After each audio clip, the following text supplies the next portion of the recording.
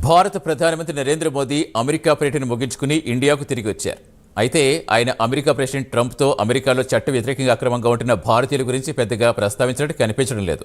మొదటి రౌండ్లో 104 మంది భారతీయులు యుఎస్ మిలిటరీ విమానంలో అమృత్సర్లో దింపేసి వెళ్లిపోయిన విషయం తెలిసిందే. ఇండియాకు తరలించే ముందు వారికి చేతులకు బేడీలు, కాళ్లకు గొలుసులతో అవమానకరంగా తరలించారు. దీనిపై మన పార్లమెంట్లో పెద్ద దుమారమే రేగింది. కేంద్ర విదేశాంగ మంత్రి జయశంకర్ పార్లమెంట్లో సమాధానమిస్తూ అమెరికా విదేశాంగ మంత్రితో మాట్లాడి భవిష్యత్తు ఇలాంటి పునరావృతం కాకుండా చూస్తానని హామీ ఇచ్చారు. అయినా అమెరికా అధికారుల్లో పెద్ద మార్పేం కనిపించలేదు. అమెరికా మరోమారు శని, ఆదివారాల్లో అక్రమ వలసదారులను అమృత్సర్లో దింపేస్తుంది. వారి ఆవేదన గురించి సమాచారం తెలుసుకుందాం.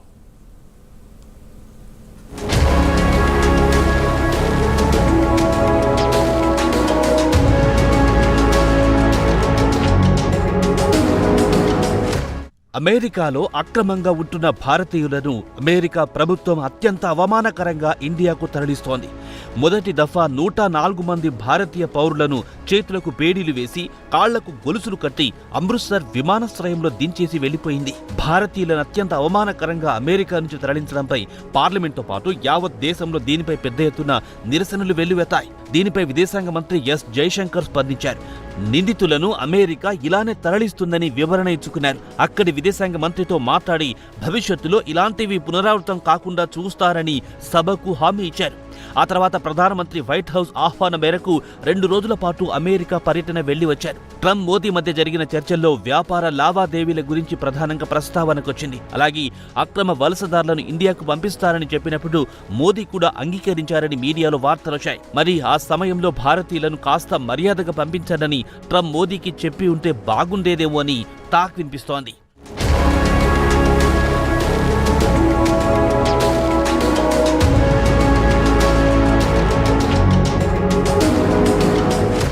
ఇక అమెరికా నుంచి 2వ రౌండ్లో మొత్తం 116 మందిని తరలించారు. వారంతా శనివారం అమృత్సర్ చేరుకున్నారు. 3వ రౌండ్ అక్రమ వలసదారులను ఆదివారం రాత్రి అమృత్సర్లో దించారు. అయితే అమృత్సర్లో ల్యాండ్ అయిన వారు అమెరికా అధికారులు తమతో దారుణంగా వ్యవహరించారని వాపోయారు. భారత్ ఎన్నో అభ్యంతరాలు వ్యక్తం చేసినా వారి పద్ధతిలో ఎలాంటి మార్పు కనిపించడం లేదు. అయితే 2వసారి, 3వసారి ఇండియాకు తరలించే ముందు ప్రయాణికుల చేతులకు బేడీలు, కాళ్లకు సంకెళ్లు వేసి తీసుకొచ్చారు. అమృత్సర్లో విమానం ల్యాండ్ అవుతుందన్న 20 నిమిషాల ముందు అందరి చేతులకున్న బేడీలు, కాళ్లకు గొలుసులు తొలగించారు. 2వ రౌండ్లో వచ్చిన వారిలో 116 మంది భారతీయులను తరలించారు. వారిలో 67 మంది పంజాబ్కు చెందినవారు, 33 మంది హర్యానా, గుజరాత్కు చెందినవారు 8 మంది, యూపీకి చెందినవారు 3, గోవా నుంచి 2, మహారాష్ట్ర, రాజస్థాన్ నుంచి 2, హిమాచల్ ప్రదేశ్, కశ్మీర్ నుంచి చెరొక్కరు చొప్పున ఉన్నారు.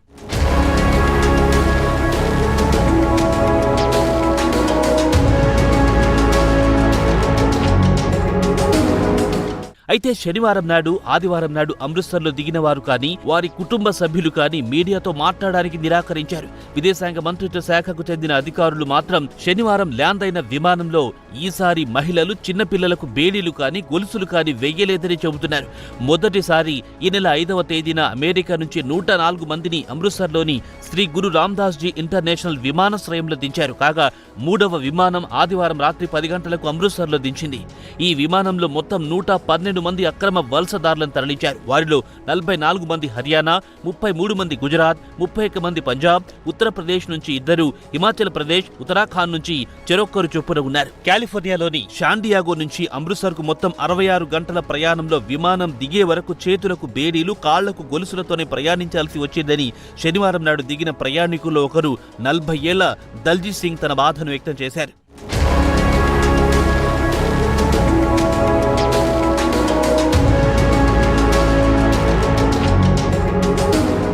ఇక దల్జీత్ విషయానికొస్తే పంజాబ్లోని హోషియాపూర్ జిల్లా తండాకు చెందినవాడు.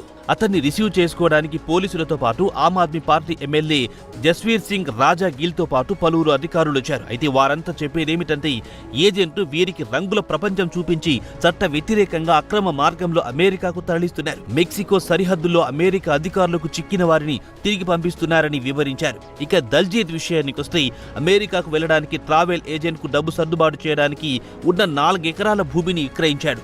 భూమి విలువ ₹1,00,00,000 పైమాటే. ఆ భూమిని ఏజెంట్ తన పేరుపై రిజిస్ట్రేషన్ చేసుకున్నాడు. ఇక దల్జీత్ అమెరికాకు అక్రమ మార్గం గుండా వెళ్లడానికి సుమారు ₹45 లక్షల ఖర్చు చేశాడు. అత్యంత కఠినమైన వాతావరణ పరిస్థితుల్లో పనామా అడవులను దాటి వెళ్లామని మెక్సికో సరిహద్దుల్లోని టైజునా క్యాంప్లో యుఎస్ బార్డర్ అధికారులు వీరిని పట్టుకున్నారు.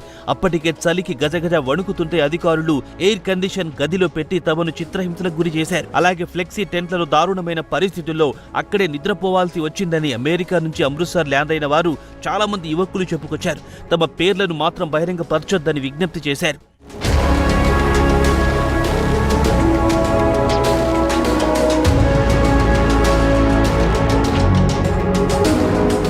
అమెరికా యుద్ధ విమానాలు ఇండియా చేరుకోవడానికి, ఇంధనం నింపుకోవడానికి 4 సార్లు విమానాలు ఆపాయి. 4 సార్లు ఆపినా విమానం నుంచి ప్రయాణికులను దిగడానికి అనుమతించలేదు. 66 గంటల పాటు ప్రయాణంలో తినడానికి కేవలం రైస్, చిప్స్, నీరిచ్చారు. హోషియాపూర్కు చెందిన ఎమ్మెల్యే గిల్ మాట్లాడుతూ తమ జిల్లా నుంచి 10 మంది తిరిగొచ్చారు. కొంతమంది యువకులు మాట్లాడడానికి కూడా శక్తి లేకుండా పోయిందన్నారు. వారంతా షాక్ లో ఉన్నారు. యువకులను 5 రోజుల్లోగా పోలీస్ స్టేషన్లో ఏజెంట్లకు వ్యతిరేకంగా ఫిర్యాదు చేయాలని ఎమ్మెల్యే కోరారు.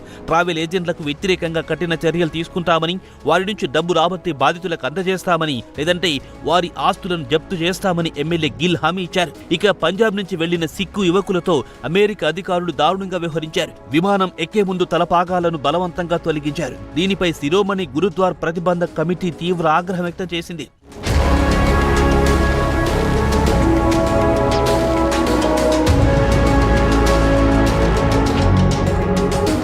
కేంద్ర విదేశాంగ మంత్రి ఎస్ జయశంకర్ విషయాన్ని అమెరికా అధికారుల దృష్టికి తేవాలని సిక్కు మత గురువులు డిమాండ్ చేస్తున్నారు. ఇక ఇక్కడ యువకులు చెప్పేదేమిటంటే పంజాబ్లో ఉపాధి అవకాశాలు లేకపోవడంతో గత్యంతరం లేక విదేశాలకు వెళ్లాల్సి వస్తుందంటున్నారు. తాము ఏజెంట్లకు లక్షల రూపాయలు చెల్లించినా వారు తమకు సరిహద్దులకు చేర్పించే వారికి డబ్బివ్వకపోవడంతో తమ ప్రయాణాలు మరింత ఇబ్బందికరంగా మారాయని పంజాబ్ యువకులు తమ అనుభవాలను తెలిపారు. అమెరికాకు అక్రమ మార్గాన చేరుకోవాలంటే సుమారు 9 నెలల సమయం పట్టేది. పనామాలో దట్టమైన అడవుల్లో దాదాపు 8 నెలల పాటు కాలం గడపామని చెప్పారు యువకులు. ఇక పటియాలకు చెందిన 2 కజిన్స్ సందీప్ సింగ్, ప్రదీప్ సింగ్ లను విమానం దిగిన వెంటనే పంజాబ్ పోలీసులు అరెస్ట్ చేశారు. వీరిద్దరూ హత్య కేసులో నిందితులని పోలీసులు చెప్పారు. అక్రమంగా అమెరికా వెళ్లడానికి ₹1,20,00,000 ఖర్చు చేసినట్టు స్థానిక మీడియాలో కథనాలొచ్చాయి. వారిపై జూన్ 26, 2023లో హత్యకు సంబంధించి వివిధ సెక్షన్ల కింద పంజాబ్ పోలీసులు కేసులు నమోదు చేశారు.